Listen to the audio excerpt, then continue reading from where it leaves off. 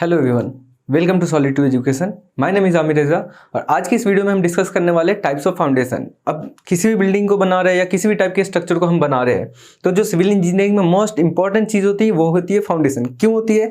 क्योंकि ये हमारी सारी लोड को डिस्ट्रीब्यूट करती है। हमारे हर एक लोड को डिस्ट्रीब्यूट करने से क्या होता है, हमारी बिल्डिंग जो होती है, अभी हमारी जो भी स्ट्रक्चर है वो स्टेबल रहती है, वो कभी भी हमारी कोलैप्स नहीं होती है, फेल नहीं होती है। अगर फाउंडेशन खराब होगा हमारी जो स्ट्रक्चर है वो फेल हो जाएगी। फाउंडेशन अच्छा है, हमारी स्ट्रक्चर चलते जाएगी। कई सारे एग्जांपल है फाउंडेशन की वजह से जो फेल हुए हैं, जो जैसे हमारा अमेरिका में अभी एक है जो टावर है, मिलेनियम टावर करके है, वो 6 सेंटीमीटर तक वो मतलब टेढ़ी हो चुकी है ड्यू टू फाउंडेशन सेटलमेंट। तो ऐसे बहुत सारी चीज़ें हैं। फिर हमारा जो लीनिंग टावर ऑफ पीसा है वो भी फाउंडेशन के गलत होने की वजह से क्या हुआ, वो भी सेटल होने लगा वहाँ से सॉइल और वो भी लीन हो गया, जो कि आज आइकॉन बना हुआ है। तो ऐसे बहुत सारे स्ट्रक्चर फेल हो सकते हैं। ये ऐसे थे जो बच गए, लेकिन कई सारे स्ट्रक्चर ऐसे होते हैं जो फेल हो जाते हैं। इसके भी बहुत सारे एग्जांपल है। तो वो सबसे बचने के लिए हम क्या करते हैं, फाउंडेशन को डिजाइन करते हैं। ठीक है, तो अब स्टार्ट करते हैं कि फाउंडेशन होता क्या। सबसे पहली चीज तो फाउंडेशन होता क्या? फाउंडेशन होता है मेनली ये बिल्डिंग की या भी किसी भी स्ट्रक्चर की सबसे बेस वाली पार्ट होती है, जो कांटेक्ट किसके साथ कांटेक्ट में होती है, सॉइल के साथ। जो क्या काम करती है, हमारी जो भी सुपर स्ट्रक्चर है या सब स्ट्रक्चर है उस सारे लोड को ट्रांसफर करती है सॉइल में। ठीक है, जो सुपर स्ट्रक्चर होता है, जो हमारी जो ग्राउंड लेवल से ऊपर की होती है हमारी जो भी स्ट्रक्चर, वो सारा लोड किस में ट्रांसफर करती है, हमारे सब स्ट्रक्चर। सब स्ट्रक्चर हमारा कहाँ ट्रांसफर करता है, फाउंडेशन से लेके उसके बाद थ्रू आउट द सॉइल। ठीक है, इसका मतलब ये है, कहने का मतलब जैसे ये जो हमारा सुपर स्ट्रक्चर है ये लोड ट्रांसफर करेगी इसमें और ये ट्रांसफर करेगी सब स्ट्रक्चर में। सब स्ट्रक्चर कहाँ, नीचे ट्रांसफर करेगी, जिसकी वजह से रिएक्शन कहाँ लगा, ऊपर। तब जाके हमारा जो भी फाउंडेशन है वो स्टेबल है। सेम केस यहाँ पे जूम करके दिखाया गया आपको। तो ये होता है चीज की फाउंडेशन काम ऐसे करता है। अब किसी कोई भी पूछा आपके व्हाट इज फाउंडेशन, तो आप ये कह सकते हैं foundation is the lowest part of the civil structure, civil construction या फिर सिविल स्ट्रक्चर कह दो, that is directly in contact with soil which transfer the load of the structure to the soil. ठीक है, मतलब जो मैंने बताया आपको कि ये सॉइल के साथ कांटेक्ट में होती है, जो डायरेक्टली हमारी जो लोड होती है सुपर स्ट्रक्चर की वो ट्रांसफर करती है हमारी सॉइल में। वही चीज बताया गया, कुछ भी मतलब ऐसा एक्स्ट्रा नहीं है। ठीक है, सेकंड चीज आती है टाइप्स ऑफ फाउंडेशन। अब फाउंडेशन दो टाइप्स के होते हैं, एक होता है सैलो, एक होता है डीप। अब आप देखो, सैलो का मतलब ये हो गया कि जिसमें मतलब जो हमारी डेप्थ होती है वो कम होती है, और डीप में क्या होता है, हमारी जो डेप्थ होती है वो ज़्यादा होती है। अब देखो, आप नॉर्मली अगर सेलो फाउंडेशन का डेफिनेशन पढ़ोगे तो are commonly used for small project. सबसे पहली बात तो स्मॉल प्रोजेक्ट के लिए काम होता है, प्लस जहाँ पे सॉइल की कैपेसिटी मतलब इतनी होती है जितनी कि हमारी जो स्ट्रक्चर बनने वाली है उसको रजिस्ट कर सके। उस पॉइंट में हम क्या करते हैं, हम सेलो फाउंडेशन लेते हैं। मान लो हमें सपोज हम मेरा लोड आ रहा है 20 किलो न्यूटन पर mm स्क्वायर आ रहा है हमारा लोड। ठीक है, हमारे सुपर स्ट्रक्चर का। हमारी सॉइल की कैपेसिटी है 23 किलो न्यूटन पर mm स्क्वायर। यहाँ पे आप मीटर स्क्वायर भी कर सकते हो, कोई बड़ी बात नहीं, मैं इतना मान रहा हूँ।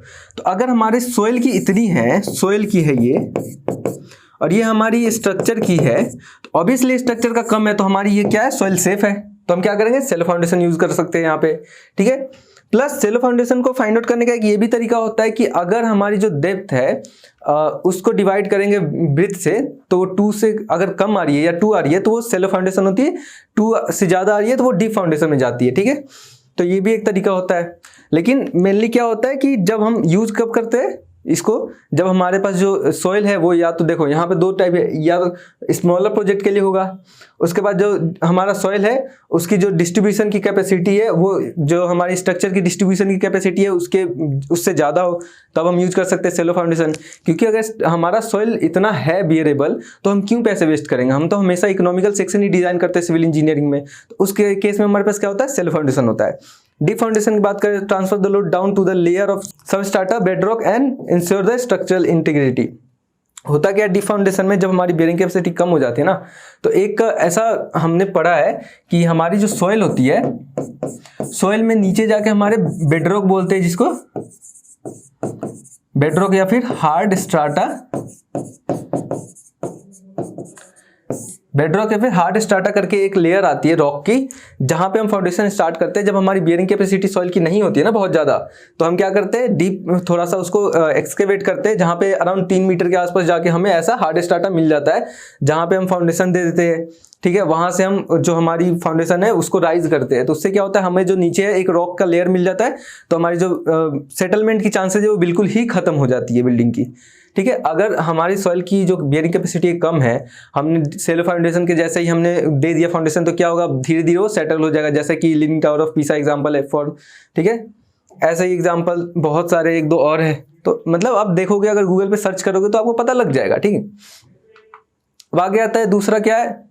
अब इसको अब थोड़ा सा हम ऐसा, जब सेलो फाउंडेशन है ना, सेलो फाउंडेशन भी कई टाइप्स के होते हैं, डीप फाउंडेशन भी कई टाइप्स के होते हैं। ठीक, तो अब फाउंडेशन अब अलग अलग टाइप्स के हैं, तो हमें डिस्कस करना होगा कैसे कैसे टाइप्स के होते हैं। तो हमने क्या किया, यहाँ पे आपको एक इमेज प्रोवाइड करा दिया। इमेज में मैं एक्सप्लेन कर दूंगा कि कौन क्या होता है। अब है क्या, इसको अलग अलग एक्सप्लेन करने की इतनी कोई ज़्यादा ज़रूरत है नहीं। आप एक बार भी इसको ध्यान से, अगर मैं जैसे बता रहा हूँ, आप देख लोगे तो हो जाएगा आपका। ठीक है, आपको कोई बहुत बड़ी चीज़ यहाँ नहीं करनी होगी ऐसी कुछ। ठीक है, तो पहली चीज़ जो सेलो फाउंडेशन में जो सबसे पहला फाउंडेशन आता है वो होता है ये हमारा। अब इसको बोलते हैं आइसोलेटेड फुटिंग। इस तीनों को कंबाइन करके इसको हम बोलते हैं आइसोलेटेड, आइसोलेटेड फुटिंग। ठीक है, आइसोलेटेड में भी अगर आप देखो तो 3 टाइप के हमारे पास आ रहे हैं। एक है सिंपल फुटिंग, एक है स्लोप्ड फुटिंग, एक है स्टेप्ड फुटिंग। ठीक है, अब सिंपल फुटिंग में क्या होता है, ये जो नॉर्मली आपने देखा होगा घरों में यही यूज किया जाता है 90% केस में। क्या होता है, एक हम लेयर बनाते हैं फाउंडेशन की, उसके ऊपर मतलब पीसीसी की, उसके ऊपर हम क्या, पीसीसी या आरसीसी की, उसके ऊपर हम कॉलम अपना खड़ा कर देते हैं फाउंडेशन वाला सारा। उसके बाद हम स्लोप फुटिंग में क्या करते हैं, एक ये सेम रहता है, बस थोड़ा सा ऊपर से एक स्लोप टाइप का बना देते हैं। ठीक है, इससे क्या होता है ना कि जो ये लोड आता है, पहले क्या होता था, ये पंच कर सकता है, इसमें रेक्टेंगल में पंचिंग शेयर ये बहुत ज्यादा इंपैक्ट करता है। ठीक, फाउंडेशन आप जब पढ़ोगे तो पंच करके वो थ्रू आउट निकलने की कोशिश करता है। उसको रजिस्ट करने के लिए क्या होता है, ये ज्यादा मिल जाता है हमारे पास एरिया। आपको भी पता है कि लोड को डिस्ट्रीब्यूट करने के लिए जितना एरिया मिलेगा, लोड उतनी अच्छे से स्प्रेड होगा और उतना कम फेल होगा। तो हमारे पास क्या हुआ, ये बनाने स्लोप बनाने के बाद हमारे पास एरिया बहुत ज्यादा इंक्रीज हो गया। फिर आता है स्टेप्ड फुटिंग। स्टेप्ड फुटिंग बहुत ज्यादा लोड डिस्ट्रीब्यूट करना होता है तब यूज होता है, क्योंकि इसमें इतने सारे स्टेप्स होते हैं कि एरिया इंक्रीज होते जाता है कंटिन्यूअसली। तो होता क्या है, एक फेल होगा, दूसरा होगा, तीसरा होगा, चौथा होगा, ऐसे करके बहुत सारे लेयर्स होते हैं, तो फेल नहीं होता है। ठीक है, दूसरे पे आता है हमारा ये वाले, ये सेकेंड है हमारे पास, ये है हमारा कंबाइन फुटिंग। कंबाइन भी 2 तरीके से करते हैं आप देखो, एक है रेक्टेंगुलर, एक है ट्रेपेजोइडल। ठीक है, अब देखो दोनों में कोई ज्यादा गैप है नहीं। होता क्या है, जब हमारे पास एरिया कम होता है ना, या फिर जैसे ये कॉलम का साइज यहाँ पे कम हुआ, यहाँ ज्यादा हुआ, या फिर लोड अलग अलग होता है, तो जब हम कंबाइन करते हैं अलग अलग, सपोज दैट यहाँ पे 24 किलो न्यूटन का लोड आ रहा है, यहाँ पे 20 किलो न्यूटन का लोड आ रहा है, तो अगर कंबाइन करने टाइम हमारा ये जो एरिया है, ये वाला एरिया अगर हमारा डिस्ट्रीब्यूट कर सकता है 20, तो हम इससे ज्यादा क्यों देंगे, सिंपल सी बात है। अब यहाँ पे कई बार होता है स्पेस का भी चक्कर आ जाता है कि स्पेस नहीं रहता है, तब भी हम इस टाइप के फाउंडेशन दे देते हैं। ठीक है, तो ये बात अब ध्यान रखना है। इसमें ज्यादातर क्या होता है कि लोड के अकॉर्डिंग हम चूज करते हैं। अब यहाँ देखो, यहाँ पे हमने कंबाइन किया है तो हमने रेक्टेंगल रखा है क्योंकि लोड इक्वल आ रहा होगा। ठीक, तो ये होता है हमारे पास 2 टाइप के हो जाते हैं, कंबाइन में 2 होते हैं, एक होता है हमारे पास रेक्टेंगुलर, एक होता है हमारे पास ट्रेपेजोइडल। ठीक है, उसके बाद हमारे पास आता है राफ्ट या मैट फुटिंग। ठीक है, राफ्ट या मैट फुटिंग में क्या होता है, एक थ्रू आउट द फाउंडेशन हमें एक लेयर बनाते हैं पीसीसी की, उसके ऊपर हम फाउंडेशन रखते हैं। ठीक है, पीसीसी या आरसीसी की बना के उसके ऊपर से हम फाउंडेशन रखते हैं। ये कब करते हैं, जब हमारे पास सॉइल की बियरिंग कैपेसिटी बहुत ही खराब हो। ठीक है, उसके बाद हमारे पास फाउंडेशन जो है वो नजदीक हो थोड़ी सी, तो हम एक राफ्ट या मैट फुटिंग प्रोवाइड कराते हैं। ठीक, ये हो गया आपका। उसके बाद आता है हमारे पास ये स्ट्रैप फुटिंग। स्ट्रैप फुटिंग में हम क्या करते हैं, हम जो 2 कॉलम्स होते हैं ना, उनको हम कंबाइन करते हैं एक बीम के थ्रू। ठीक है, तो बीम के थ्रू कंबाइन करने से क्या होता है, जैसे ये देखो आप, इसेंट्रिक कॉलम है हमारे पास, इसका लोड ये ओवरटर्न कर सकता है इसको। इसेंट्रिक जब यहाँ से हम इसको बीम के थ्रू कनेक्ट कर देते हैं ना, तो ये ओवरटर्न नहीं हो पाता है। ठीक है, आप ध्यान रखना, ये ओवरटर्न नहीं होगा। क्यों, क्योंकि ये बीम उसको ओवरटर्न होने ही नहीं देगा, क्योंकि बीम यहाँ से कनेक्टेड है, तो ये इसको इस साइड खींचेगा, लेकिन बीम तो ऑलरेडी कनेक्टेड है कॉन्क्रीट के साथ। हमारे पास वो भी है, स्टील भी है, तो क्या करेगा, होल्ड करके रखेगा पोजीशन को। इसलिए हम नॉर्मली स्ट्रैप फुटिंग उस टाइम यूज करते हैं। ठीक है, अब आगे आता है हमारे पास डीप फाउंडेशन। डीप फाउंडेशन में 3 टाइप ही मेनली आपको मतलब बताया जाएगा, 3 भी नहीं बताए जाते, आपको मेनली 2 ही बताया जाएगा, ये पाइल और पियर।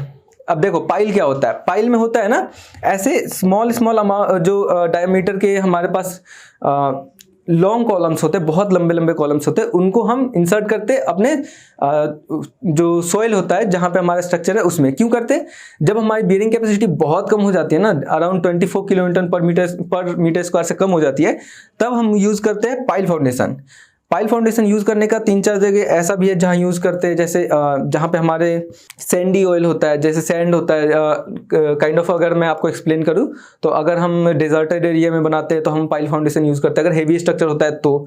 वरना तो डेजर्टेड एरिया में भी हमें मिल जाता है ज़्यादातर टाइम पे वो हार्ड स्टार्टा, ठीक है। अगर नहीं मिल रहा है तो हमारे पास पाइल फाउंडेशन है। इसमें क्या होता है, जब हम इंसर्ट करते हैं तो जो सर्फेस होता है ना, सर्फेस पे फ्रिक्शन लगता है, जिसकी वजह से क्या होता है, ये लोड बियर करता है। पाइल इंसर्ट करने के बाद हम ऐसा एक पाइल कैप बोलते हैं जिसको वो बनाते हैं। पाइल कैप का मतलब हो गया एक रेक्टेंगुलर सरफेस, एक प्लेन सरफेस बनाते हैं। इसमें भी आप देख सकते हो पियर में भी क्या होता है, पाइल ऐसा होता है, ठीक है, स्मॉल स्मॉल। पियर क्या होता है, एक जो बड़ा अमाउंट होता है ना, थोड़ा सा बिग होता है, थोड़ा सा थिक होता है वो डायमीटर में, पाइल से ज्यादा थिक होता है पियर का डायमीटर, ठीक है। तो पियर में भी पियर कैप हम बनाते हैं, ठीक है। तो पाइल और पियर में ज्यादा कोई फर्क नहीं है, बस ये है डायमीटर का फर्क है, और थोड़ा सा लेंथ भी कम होता है पियर का पाइल से। पाइल बहुत ज्यादा डीप तक जाता है जो हमारा पाइल फाउंडेशन है। अब पाइल फाउंडेशन का एग्जांपल अगर देखोगे तो आप बुर्ज खलीफा देख लो, वहां पे नहीं मिल रही थी हार्ड स्टार्टर, तब क्या हुआ था उन्होंने, तो जो बुर्ज खलीफा मैंने बताया था उसमें अराउंड 192 पाइल यूज किए गए 50-50 मीटर के, ठीक है। तो आप इससे समझ सकते हो पाइल कितना यूजफुल है, जो बुर्ज खलीफा जैसे मेगा स्ट्रक्चर को भी होल्ड कर सकता है। तो ये बात हुई।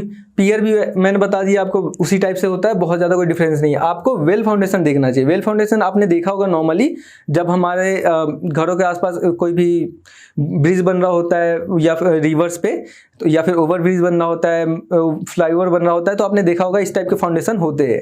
तो ये फाउंडेशन नॉर्मली क्या होते हैं, रिवर्स में किए जाते हैं, डीप किए जाते हैं। रिवर्स में जब हार्ड स्टार्ट आता है, मड को हटाया जाता है, पहले वाटर को हटाया जाता है, फिर सॉइल को हटाया जाता है, फिर मड को हटाया जाता है, फिर नीचे जाते जाते फिर एक ऐसा टाइम आता है जब हार्ड स्टार्ट आता है, वहां से स्टार्ट किया जाता है, ताकि क्या सेटल होने का कोई चांसेस ही ना हो। उस टाइम उसे हम वेल फाउंडेशन कहते हैं, ठीक है। इसको बहुत ज्यादा डीप में जाने की वो कोई जरूरत नहीं है, आप ऊपर ऊपर से पढ़ोगे तो हो जाएगा आपका काम, क्योंकि इतना कुछ पूछा नहीं जाता है इन सब चीजों के बारे में कभी भी जल्दी। लेकिन हाँ, नॉलेज होना बहुत जरूरी है इसका, क्योंकि ये कहीं भी पूछा जा सकता है। एटलीस्ट आपको पता होना चाहिए फाउंडेशन क्या है, कैसे काम करता है। अगर इसका वर्किंग आपको पता है तो आपके चांसेस इंक्रीज होते हैं हर किसी भी जगह पे आप अगर जवाब दे रहे हो तो, ठीक है। जैसे मैंने बताया था आपको कि मतलब यूज करने के लिए टाइप्स ऑफ फाउंडेशन कैसे सिलेक्ट करते हैं, ठीक है।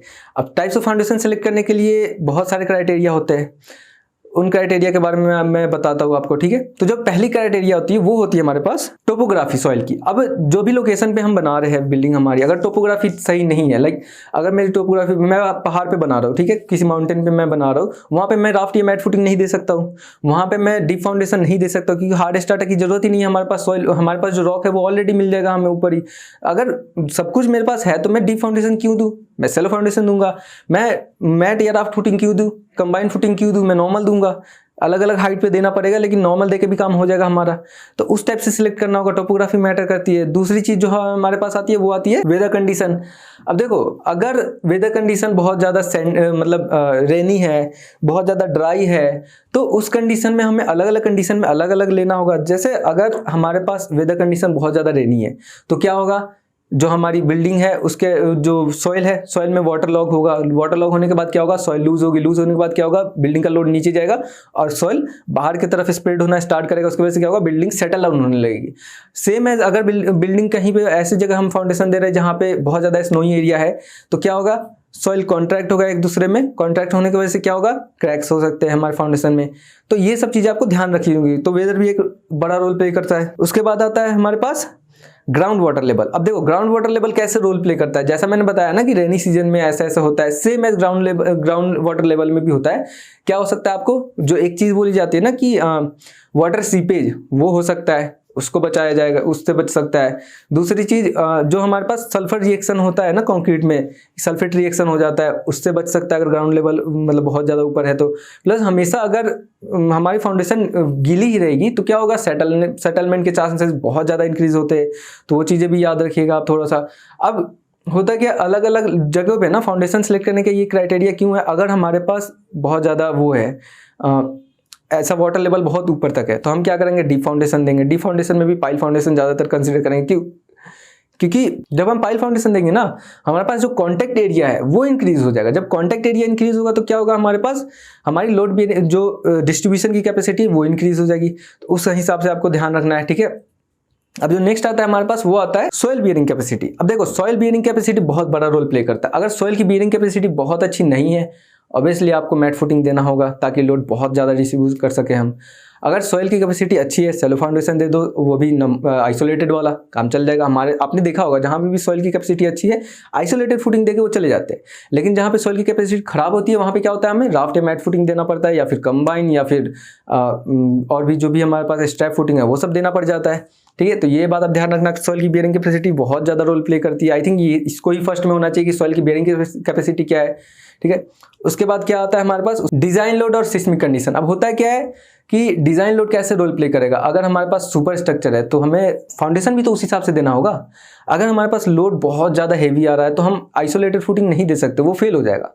हमें कंबाइंड फुटिंग करना होगा ताकि क्या हो, लोड अगर एक्सेस भी हो रहा है तो एक दूसरे में ट्रांसफर करके या फिर बीम के थ्रू ट्रांसफर करके कैसे भी बस बियर कर जाए। सेम एज अगर सिस्मिक कंडीशन की बात करूँ, जोन 5 में आप जोन 1 वाले, जोन 2 वाले नहीं दे सकते हो आप। जोन 5 में आपको जोन 5 जैसे ही फाउंडेशन देना होगा ताकि जब भी हॉरिजॉन्टल आपका फोर्स जनरेट हो तो आपका फाउंडेशन बियर कर सके।